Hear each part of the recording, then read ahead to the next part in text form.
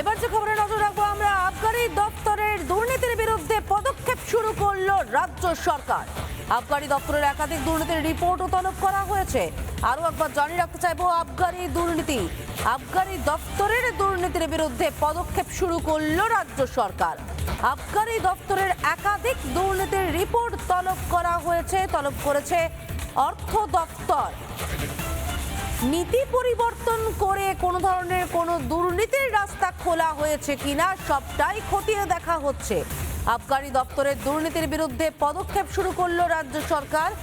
আবগারি দপ্তরের একাধিক দুর্নীতির রিপোর্ট নেওয়া শুরু করলো অর্থ দপ্তর। 2017 সালে আবগারি নীতিতে কোনো পরিবর্তন ঘটিয়ে কি দুর্নীতির রাস্তা খোলা হয়েছিল তা খতিয়ে দেখছে রাজ্য সরকার। এই মুহূর্তে সরাসরি রয়েছেন আমাদের প্রতিনিধি অনুপম। চলে যাবো অনুপমের কাছে। অনুপম, ঠিক কি কি পদক্ষেপ করা হচ্ছে রাজ্যের পক্ষ থেকে আবগারি দুর্নীতি ঠেকাতে?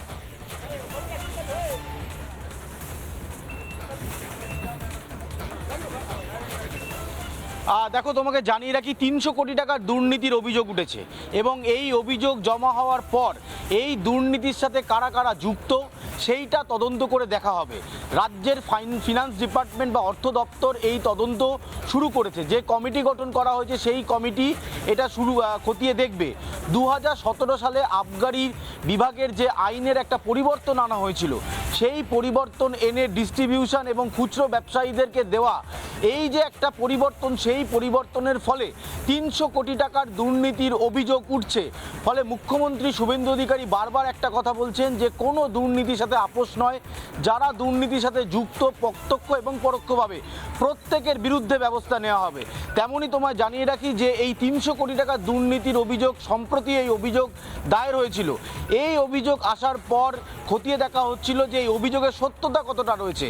রাজ্যের অর্থ দপ্তর তারা একটা কমিটি গঠন করে সেই কমিটির মাধ্যমে এই গোটা বিষয়টি তদন্ত প্রক্রিয়া শুরু করছে। ইতিমধ্যেই সেই তদন্ত শুরু হবে বলে আপাতত জানা যাচ্ছে। তোমাকে যেটা জানিয়ে রাখবো যে আবগারি দপ্তরের যে 2017 সালের যে আইন যেটাকে আনা হয়েছিল, West Bengal state beverage corporation limited, এটা গঠন করা হয়েছিল একটাই কারণে, রাজ্যে বিদেশি মদ ও বিয়ারের পাইকারি ডিস্ট্রিবিউশনের ক্ষেত্রে একটা পরিবর্তন আনার কথা বলা হয়েছিল এই নীতির পরিবর্তনের মাধ্যমে। এবং এরপর আমরা দেখছি রাজ্যে পালাবদলের পর এটার বিরুদ্ধেও একটা অভিযোগ আসে এবং সেই অভিযোগ 300 কোটি টাকার। তোমায় জানিয়ে রাখি কি পদক্ষেপ নেওয়া হবে সেইটা কিন্তু খতিয়ে দেখা হচ্ছিল এবং অর্থ দপ্তর ইতিমধ্যেই একটা কমিটি গঠন করে এটা তদন্ত শুরু করবে, নবান্ন সূত্রে এমনটা খবর। শুধু তাই নয়, তোমায় জানিয়ে রাখি ডিস্ট্রিবিউশন ডিপো ব্যবস্থা নিয়েও কিন্তু অভিযোগ জমা পড়েছে। একদিকে 300 কোটি টাকার অভিযোগ, অন্যদিকে এই যে বিদেশি মদ এবং বিয়ারের পাইকারি ডিস্ট্রিবিউশন এবং যে ডিপো তৈরি করা হয়েছিল তাতেও কিন্তু একটা অভিযোগ আসছে।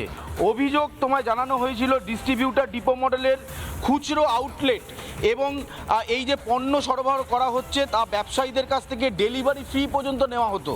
অর্থাৎ এই 300 কোটি টাকার দুর্নীতি এবং ডিস্ট্রিবিউশন ও ডিপো এই যে সেট তৈরি করা হয়েছিল 2017 সালে আবগারি যে নীতি তার পরিবর্তন করে, সেইটার তদন্তের জন্য এই মুহূর্তে রাজ্যের অর্থ দপ্তর তারা প্রক্রিয়া শুরু করলো। তদন্ত করা হবে কারা নীতিতে পরিবর্তন করেছিল এবং এই নীতি পরিবর্তনের ফলে বিদেশি মদ সেই মদ ডিস্ট্রিবিউশন খতিয়ে দেখা হচ্ছে। এবার রাজ্য সরকার পদক্ষেপ করলো। আপাতত ধন্যবাদ। নানা ধরনের কন্টেন্ট দেখার জন্য লাইক করুন, শেয়ার করুন আমাদের ফেসবুক পেজ, সাবস্ক্রাইব করুন আমাদের ইউটিউব চ্যানেল। পাশাপাশি অন্যান্য ব্রেকিং নিউজের জন্য অবশ্যই চোখ রাখুন রিপাবলিক বাংলায়।